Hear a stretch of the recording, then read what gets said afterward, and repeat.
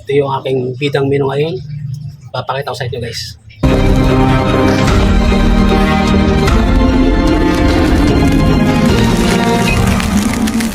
Ito yung aking lulutuin ngayon. Bumili ako ng chicken kidney o bato ng manok.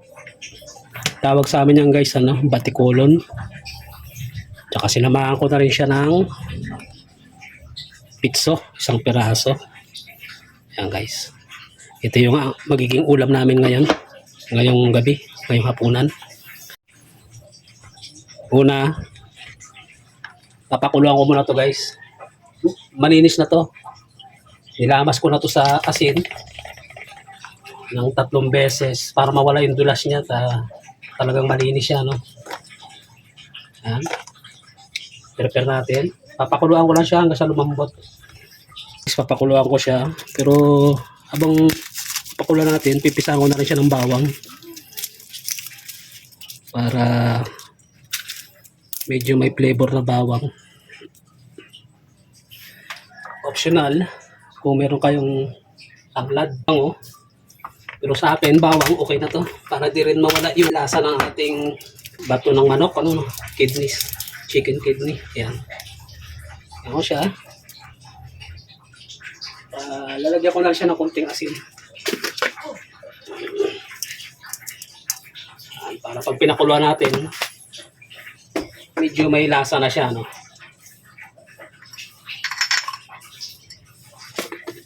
Lagyan natin ang durog na paminta. Lagyan natin siya ng laurel. Okay. Papakuluan lang natin yan. Yan. Comment lang kayo guys kung sa amin tawag ito batikulon. Ewan ko lang sa inyo. Okay na yan, palalambutin lang natin. Okay, salang na natin.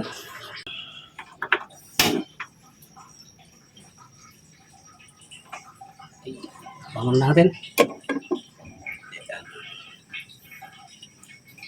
Habang pinapalambot natin yan, prepare na rin natin yung ating pitso ng manok. Yan guys, yung ating pitso ng manok. Ang gagawin ko dito, tatanggalin ko siya dun sa pinakabuto niya. Yung laman lang ang kukunin ko, ang kailangan ko dito.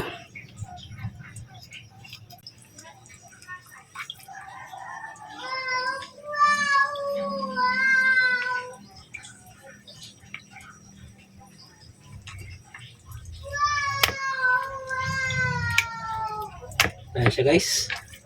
Okay na yan.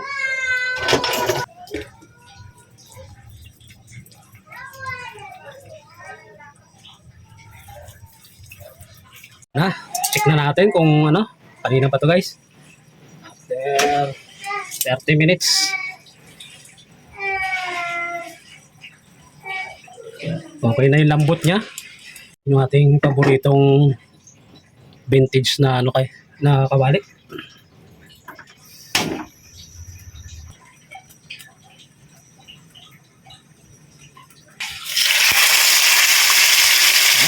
Try lang natin yan. Hintayin natin mamula. Hintayin natin yung ating piniprito. So prepare ko na itong ating mga sangkap.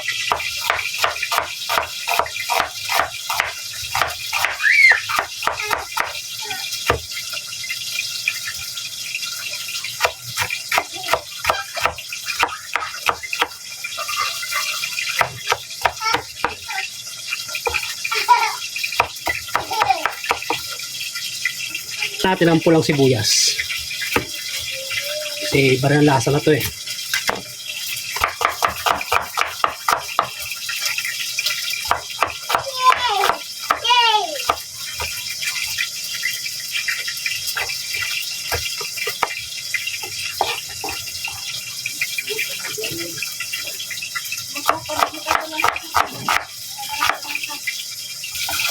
Okay.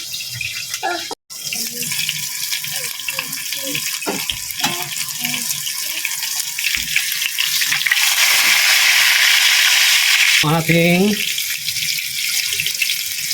chicken kidney. Pagpulahin natin yan guys.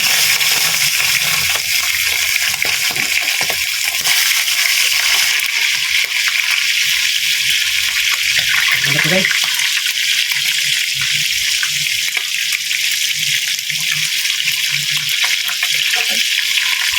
Muna itong ating pikso.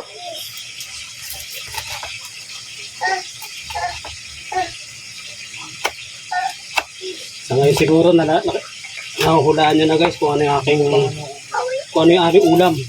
Gagayatin lang natin ng pino.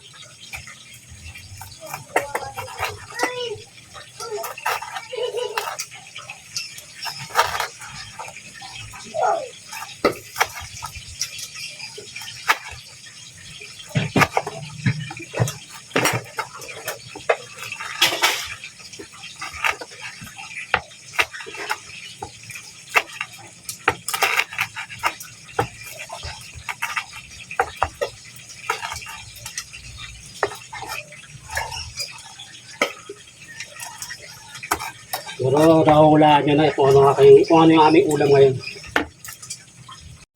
Okay, check natin. Oops. Okay na yan.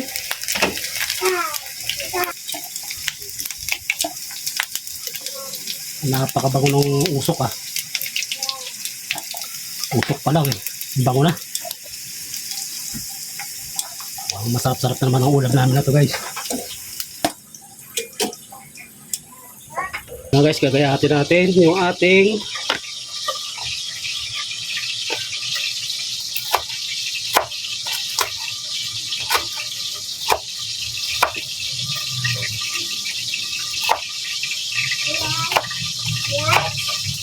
lutong ah.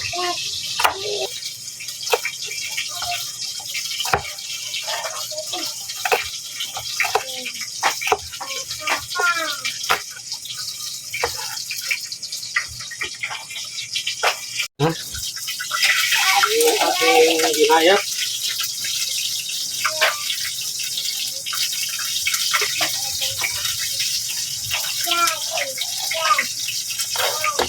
Medyo madami-dami din at isang mangkok din eh. Malaki itong mangkok na to.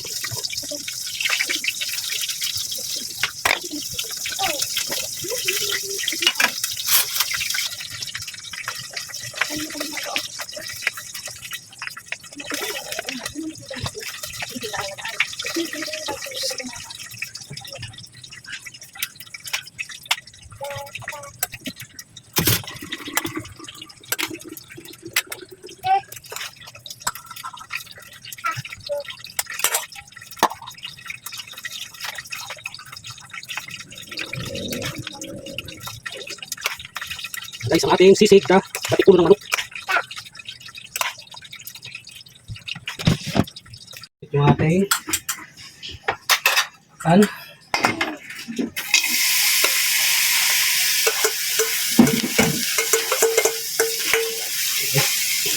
Marami-rami din.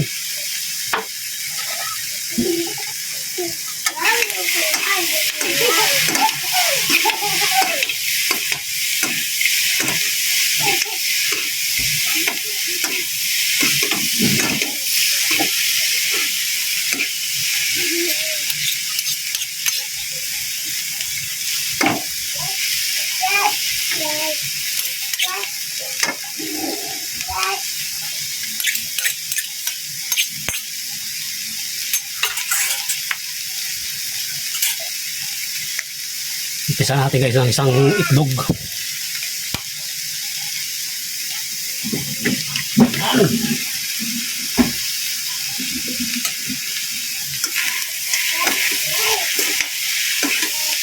After na to, pwede na i-serve. Okay. Guys, natin bagay yung apoy. Lagyan natin ng paminta.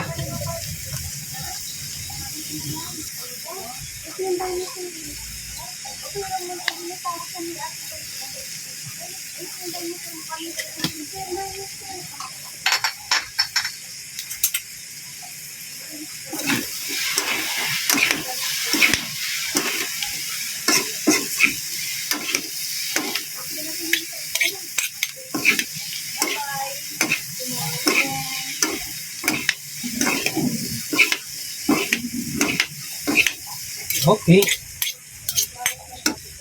Ready na. Okay guys, maraming salamat. Serve na natin.